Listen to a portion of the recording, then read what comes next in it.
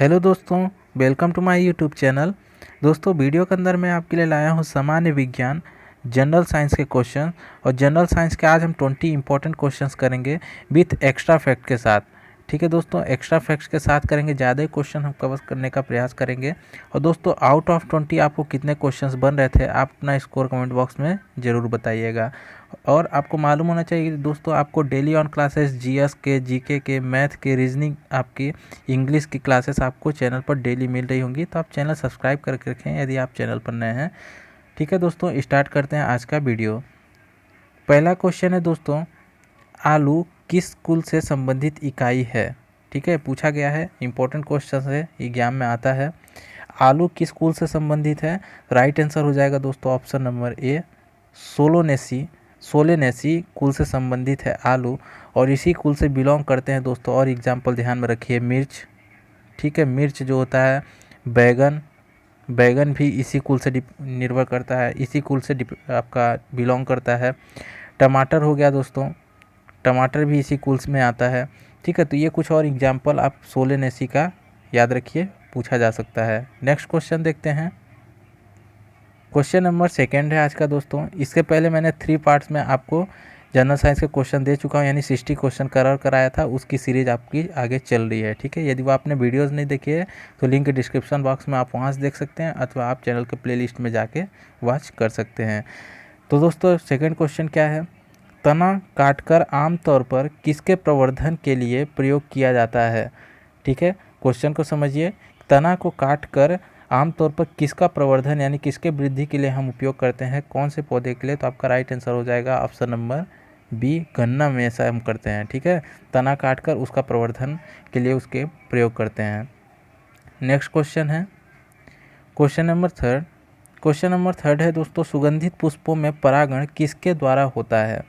ठीक है, सुगंधित पुष्पों की बात हुई है तो परागण के माध्यम होते हैं दोस्तों। वायु हो गया, जल हो गया, कीट हो गया, पक्षी, ये सभी जो है परागण के माध्यम होते हैं। पूछा गया सुगंधित पुष्पों में, तो आपका राइट आंसर हो जाएगा ऑप्शन नंबर सी। ठीक है, कीट के माध्यम से होता है परागण सुगंधित पुष्पों में। इसके अन्य ऑप्शन पर देखें दोस्तों, तो वायु का परागण का एग्जाम्पल आपको याद होना चाहिए, नारियल में वायु परागण होता है। ठीक है, और इसमें नेक्स्ट आप देख लीजिए, जल का परागण जो आप अक्सर एग्जाम्पल में आता है, हाइड्रिला में जल परागण भाग लेता है। जल जो है जल माध्यम परागण में भाग लेता है।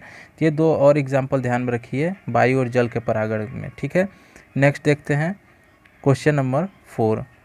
क्वेश्चन नंबर 4 कहता है, नारियल का खाने योग्य भाग होता है, तो कौन सा भाग हम नारियल का खाते हैं? दोस्तों, ये खाने योग्य भाग से 110% आपको 1 से 2 क्वेश्चन देखने को एग्जाम में मिलेंगे। यदि साइंस पोर्शन आपके सिलेबस में है ना, तो आप ऐड कर लीजिए कि खाने योग्य भाग पूछा जाता है पदार्थों का। जैसे आप नारियल का है, नारियल का कौन सा भाग खाने योग्य होता है? तो right answer option number B हो जाएगा, भ्रूणपोष। ठीक है, वो जो आप खाते हैं नारियल का भाग, तो वो भ्रूणपोष कहलाता है। ठीक है, अगला क्वेश्चन देखते हैं, क्वेश्चन नंबर 65, यानी आज का ये 5वां क्वेश्चन है। संसार का सबसे बड़ा पुष्प कौन सा है? तो सबसे बड़ा पुष्प हो जाएगा right answer option number A. ठीक है, रेफ्लेशिया सबसे बड़ा पुष्प है संसार का। ओके, इसमें देखते हैं सबसे छोटा पुष्प भी पूछा जा सकता है। यदि बड़ा पुष्प का क्वेश्चन बनता है तो छोटा पुष्प का भी बन सकता है। तो छोटा पुष्प होता है दोस्तों बोल्फिया ग्लोबोसा। ठीक है, बोल्फिया ग्लोबोसा, ये आप नोट करके रखिए अपने कॉपी में। ठीक है, पूछा जा सकता है सबसे छोटा पुष्प बोल्फिया ग्लोबोसा और सबसे बड़ा पुष्प रेफ्लेशिया। अगला क्वेश्चन है क्वेश्चन नंबर 6। सब्जी के पौधों के अध्ययन को क्या कहते हैं? ठीक है, तो 1 से 2 क्वेश्चन आप ये भी ऐड कर लीजिए दोस्तों साइंस के अंदर, कि ये अध्ययन वाले आते हैं। विज्ञान जो पूछा जाता है कि फलों के अध्ययन को, सब्जियों का अध्ययन, तो इस प्रकार क्वेश्चन बनेंगे। तो सब्जी के पौधे का अध्ययन राइट आंसर हो जाएगा option number A, ओलेरी culture. ओलेरी culture के अंतर्गत हम सब्जी के पौधों का अध्ययन करते हैं। ठीक है, इसमें बात हुई है दोस्तों हॉर्टिकल्चर के बारे में, अलग ऑप्शन के बारे में देखते हैं। तो हॉर्टिकल्चर के अंतर्गत हम करते हैं फलों का, अनाजों का। ठीक है, फलों का, अनाजों का, इन सभी का अध्ययन सामूहिक रूप से हम हॉर्टिकल्चर के अंदर करते हैं। ठीक है, बात हुई है फ्लोरिकल्चर का। तो फ्लोरिकल्चर के अंतर्गत हम करते हैं फूलों का, सॉरी लिख देता हूँ मैं यहाँ आपका, फ्लोरिकल्चर के अंतर्गत हम करते हैं फूलों का अध्ययन। ठीक है, फूलों का अध्ययन।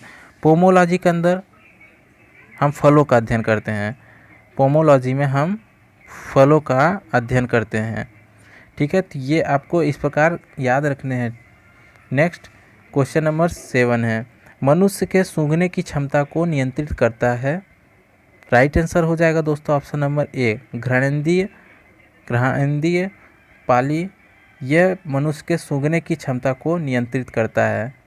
दोस्तों एक क्वेश्चन बनता है, घ्राण संवेदना की जो कमी है यानी सूंघने की शक्ति जो नष्ट होती है मनुष्य की, उसको किस नाम से जाना जाता है? एनोस्मिया। एनोस्मिया के नाम से जाना जाता है घ्राण संवेदना की कमी। एक क्वेश्चन ये ध्यान रखिए, जब सूंघने की क्षमता नष्ट होती है, ठीक है, धीरे धीरे कमी होती है, सूंघने की क्षमता में कमी होती है, तो उसको उस एनोस्मिया के नाम से जाना जाता है। ठीक है, और यहाँ क्या पूछा गया है, मनुष्य के सूंघने की क्षमता को नियंत्रित कौन करता है? तो घ्राणेंद्रिय पाली के द्वारा नियंत्रित किया जाता है। अगला क्वेश्चन है क्वेश्चन नंबर 68, रक्त में ग्लूकोज की मात्रा नियंत्रित रहती है। तो ग्लूकोज की मात्रा नियंत्रित रहती है दोस्तों, राइट आंसर हो जाएगा ऑप्शन नंबर डी, इंसुलिन के कारण। ब्लड के अंदर इंसुलिन के कारण ग्लूकोज की मात्रा नियंत्रित रहती है। इसलिए दोस्तों जब इंसुलिन की कमी होती है तो पूछा जाता है इंसुलिन की कमी के कारण कौन सा रोग होता है? तो मधुमेह रोग होता है, डायबिटीज़। अब आपको क्लियर रखना है, एक क्वेश्चन यहाँ से बनता है कि इंसुलिन की कमी के कारण कौन सा रोग होता है? मधुमेह रोग होता है। और इंसुलिन का स्त्रावण कहाँ से होता है? इंसुलिन का आप कह लीजिए सोर्स क्या है? तो अग्नाशय। ठीक है, अग्नाशय से निकलता है ये। तो ये क्वेश्चंस यहाँ बनते हैं इंसुलिन के बारे में। नेक्स्ट क्वेश्चन है क्वेश्चन नंबर 9, हल्दी के पौधों का खाने योग्य हिस्सा कौन सा है? देखिए फिर पूछा गया खाने योग्य हिस्सा। अब हल्दी का, ये तो और इम्पोर्टेंट क्वेश्चन है दोस्तों, हल्दी वाला क्वेश्चन अक्सर बहुत सारे एग्जाम में पूछा गया है। तो right answer option number D हो जाएगा, प्रकंद। हल्दी का हम प्रकंद वाला भाग खाते हैं। ठीक है, नेक्स्ट है क्वेश्चन नंबर 17। क्वेश्चन नंबर 70 है, यानी आज का ये 10 नंबर क्वेश्चन है। कौन एक जीवित जीवाश्म कहलाता है? जीवाश्म आप समझते होंगे दोस्तों, ठीक है, फॉसिल्स। इसमें राइट आंसर हो जाएगा ऑप्शन नंबर सी, जिंकगो। ये एक जीवित जीवाश्म कहलाता है, जिंकगो। पूर्व में प्राचीन काल में जो जीवित अवशेष होते, जो जीव जंतु होते थे बड़े बड़े, ठीक है, तो वो उनका जो है सेडिमेंट्स के फॉर्म में, सेडिमेंट्स में उनके जो हो गया आपका, जैसे हड्डियाँ उनकी हो गई, बोन्स वगैरह, हड्डियाँ हो गई, बोन्स, स्केलेटन, ये सब जो है सेडिमेंट्री के रॉक के रूप में वहाँ जमा हो गए। उनके जो इम्प्रिंट्स हो गए, ठीक है, उनके पंजों के चिन्ह वगैरह हो गए। तो ये सब जो मिलते हैं ना, तो ये जीवाश्म के अंतर्गत आते हैं। ठीक है, तो ये ध्यान रखना है, जो प्राचीन काल के जीवों के जो अवशेष अभी मिल रहे हैं, ठीक है, चाहे उनके चिन्ह वगैरह हो, चाहे उनकी हड्डियाँ वगैरह हो, तो ये सब हमारे जीवाश्म के अंतर्गत आते हैं। तो ये जीवाश्म का एक छोटा सा डिफिनेशन आप ध्यान रखिए।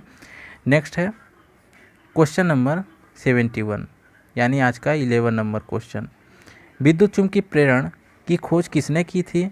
तो विद्युत चुम्बकीय प्रेरण की खोज की थी, right answer option number B हो जाएगा, फैराडे ने विद्युत चुम्बकीय प्रेरण की खोज की थी। ठीक है, नेक्स्ट क्वेश्चन है क्वेश्चन नंबर 12 आज का, डायनेमो से किस प्रकार की धारा प्राप्त होती है? इंपॉर्टेंट क्वेश्चन है। तो डायनेमो से दोस्तों प्राप्त होती है ऑप्शन नंबर बी, दिष्ट धारा। ठीक है, डायरेक्ट करंट हमको मिलती है डायनेमो से। डायनेमो क्या होता है? डायरेक्ट करंट, यहाँ लिख देता हूँ, डायरेक्ट करंट प्राप्त होता है डायनेमो से। डायनेमो क्या होता है दोस्तों? एक ऐसा यंत्र होता है जो जनरेटर कहलाता है। ठीक है, जनरेटर, इसमें क्या होता है, यांत्रिक ऊर्जा को, ध्यान में रखिएगा, यांत्रिक को विद्युत ऊर्जा में कन्वर्ट किया जाता है। यांत्रिक को विद्युत ऊर्जा में कन्वर्ट करने वाला संयंत्र या उपकरण डायनेमो कहलाता है। और इसी का जस्ट उल्टा कर दीजिए, विद्युत ऊर्जा को फिर यांत्रिक ऊर्जा में कन्वर्ट करने वाला उपकरण विद्युत मोटर कहलाता है। ये दो इम्पोर्टेंट क्वेश्चंस पूछे जाते हैं अक्सर। ठीक है। और इससे धारा कौन सी प्राप्त होती है ना, करंट, तो right answer option number B हो जाएगा, तब दिष्ट धारा इससे प्राप्त होती है। नेक्स्ट क्वेश्चन नंबर 73 यानी आज का 13 नंबर क्वेश्चन। सौर सेल सौर ऊर्जा को किस ऊर्जा में रूपांतरित करता है? ये कन्वर्ट करता है दोस्तों, राइट आंसर हो जाएगा ऑप्शन नंबर सी, विद्युत ऊर्जा में कन्वर्ट करता है। सौर ऊर्जा को विद्युत ऊर्जा में कन्वर्ट करता है सौर सेल, ठीक है। सौर सेल सौर ऊर्जा को विद्युत ऊर्जा में कन्वर्ट करता है। नेक्स्ट है क्वेश्चन नंबर 74 यानी आज का 14 नंबर क्वेश्चन। एम्पियर क्या नापने की इकाई है? तो एम्पियर के द्वारा नापा जाता है दोस्तों, क्या नापने की इकाई है? Right answer option number D हो जाएगा, ठीक है, करंट, विद्युत धारा नापने की इकाई है एम्पियर, ठीक है। इसका एसआई मात्रक है एम्पियर, विद्युत धारा का एसआई मात्रक। अगर ऐसा भी क्वेश्चन पूछे तो आपको राइट करना है एम्पियर, ठीक है। वोल्टेज की बात हुई है तो वोल्टेज का एसआई मात्रक आपका वोल्ट हो जाएगा, ठीक है। पावर का एसआई मात्रक दोस्तों, विद्युत शक्ति, आपका शक्ति का एसआई मात्रक आपका वाट होता है, ठीक है। प्रतिरोध का एसआई मात्रक आपका ओम होता है, ठीक है, ओम ऐसे साइन जो होता है, ठीक है। तो ये एसआई मात्रक पूछे जाते हैं, नापने की इकाई पूछी जाती है, तो आपको ध्यान में रखना है। नेक्स्ट क्वेश्चन है क्वेश्चन नंबर 75 यानी 15 नंबर क्वेश्चन। पारसेक किसकी इकाई है? तो राइट आंसर हो जाएगा दोस्तों ऑप्शन नंबर ए, दूरी की इकाई है। दूरी की इकाई क्या है? पारसेक, ठीक है। अदर ऑप्शन जो दिए गए हैं उनके बारे में देख लेते हैं। समय का एसआई मात्रक आपका हो जाएगा सेकंड। द्रव्यमान का मात्रक हो जाएगा केजी, किलोग्राम, ठीक है। अगला क्वेश्चन देखते हैं क्वेश्चन नंबर 76। वस्तु का प्रतिबिंब आँख के जिस भाग पर पड़ता है वह है, ठीक है। किसी भी वस्तु का प्रतिबिंब जो हमारे आई होती है, आँख के जिस भाग पर पड़ता है वो कौन सा भाग है पूछा गया है, तो right answer option number C हो जाएगा, रेटिना, ठीक है। रेटिना के भाग पर हम वस्तु का प्रतिबिंब पड़ता है, ठीक है दोस्तों। इसमें ऑप्शन नंबर डी जो है इसके बारे में जान लीजिए। कॉर्निया जो है, इंपॉर्टेंट पॉइंट ध्यान रखिए, जब आँख को दान किया जाता है तो कहा जाता है नेत्र दान करता है। तो जो नेत्र दान करते हैं ना, तो नेत्र दान में कौन सा पार्ट दान किया जाता है? तो कॉर्निया ही होता है, ठीक है। तो ये बहुत इंपॉर्टेंट क्वेश्चन है, कॉर्निया ही दान किया जाता है नेत्रदान के अंतर्गत, ठीक है। और कॉर्निया क्या है? तो कॉर्निया डायरेक्ट जो प्रकाश, कोई भी बाह्य प्रकाश है, मान लीजिए बाह्य प्रकाश है हमारी आँख में पड़ रहा है, तो सबसे पहला जो प्रकाश पड़ता है वो हमारे कॉर्निया पर ही पड़ता है, ठीक है। नेक्स्ट क्वेश्चन नंबर 77 है, चुंबकीय क्षेत्र का मात्रक होता है। तो चुंबकीय क्षेत्र का मात्रक है दोस्तों ऑप्शन नंबर ए, टेस्ला, ठीक है। टेस्ला चुंबकीय क्षेत्र का मात्रक होता है। मीटर दोस्तों लेंथ, लंबाई का मात्रक है। एम्पियर अभी हमने देखा, धारा, करंट का मात्रक है, ठीक है। न्यूटन आपका ये बल का मात्रक है, बल का मात्रक न्यूटन है। ये एसआई मात्रक की मैं बात कर रहा हूँ, सभी जितनी भी थी एसआई मात्रक थी, लेकिन बल का आप सीजीएस मात्रक भी ध्यान में रखिएगा, बहुत इंपॉर्टेंट पूछा जाता है, डाइन हो जाएगा, ठीक है। बल का सीजीएस मात्रक है डाइन, एसआई मात्रक है न्यूटन। नेक्स्ट क्वेश्चन नंबर 78 है, आज का 18 नंबर क्वेश्चन है। अत्यधिक ऊंचाई पर आकाश में वायुयान से सफ़र करने पर आकाश का रंग कैसा दिखाई देता है? तो राइट आंसर हो जाएगा ऑप्शन नंबर डी, ब्लैक दिखाई देता है। कैसा? काला दिखाई देता है, ठीक है। अगला क्वेश्चन देखते हैं क्वेश्चन नंबर 79 यानी आज का 19 नंबर क्वेश्चन। दूध से क्रीम निकालने में कौन सा बल लगता है? तो दूध से क्रीम निकालने में right answer option number D हो जाएगा, अपकेंद्री बल लगता है, सेंट्रीफ्यूगल फोर्स लगता है। केंद्र की ओर लगने वाला बल अपकेंद्री बल होता है, अपकेंद्री बल कहलाता है सेंट्रीपिटल, और बाहर की ओर लगने वाला बल अपकेंद्री बल कहलाता है, अपकेंद्री बल यानी सेंट्रीफ्यूगल। ये दोनों बल ध्यान में रखिए। नेक्स्ट है क्वेश्चन नंबर 18। दीर्घ दृष्टि दोष वाला व्यक्ति के चश्मे में लगा होता है। दीर्घ दृष्टि यानी दूर दृष्टि दोष। दूर दृष्टि दोष होता है, एक निकट दृष्टि दोष होता है, ठीक है। तो दूर दृष्टि वाला जिसको होता है ना, उसके जो लेंस लगा होता है उसके चश्मे में, उस व्यक्ति के, ऑप्शन नंबर सी हो जाएगा, उत्तल लेंस लगा होता है। दूर दृष्टि वाले में उत्तल लेंस लगा होता है, निकट दृष्टि दोष वाले व्यक्ति के चश्मे में अवतल लेंस लगा होता है। तो ये इंपॉर्टेंट पॉइंट्स यहाँ पूछे जाते हैं, इस क्वेश्चंस बनते हैं। और दोस्तों बात करें अवतल लेंस और उत्तल लेंस के बारे में, तो ये दोनों उपयोग कहाँ कहाँ है। तो अवतल लेंस का उपयोग होता है गाड़ी का हेडलाइट, गाड़ी के हेडलाइट में इस अवतल लेंस का उपयोग किया जाता है।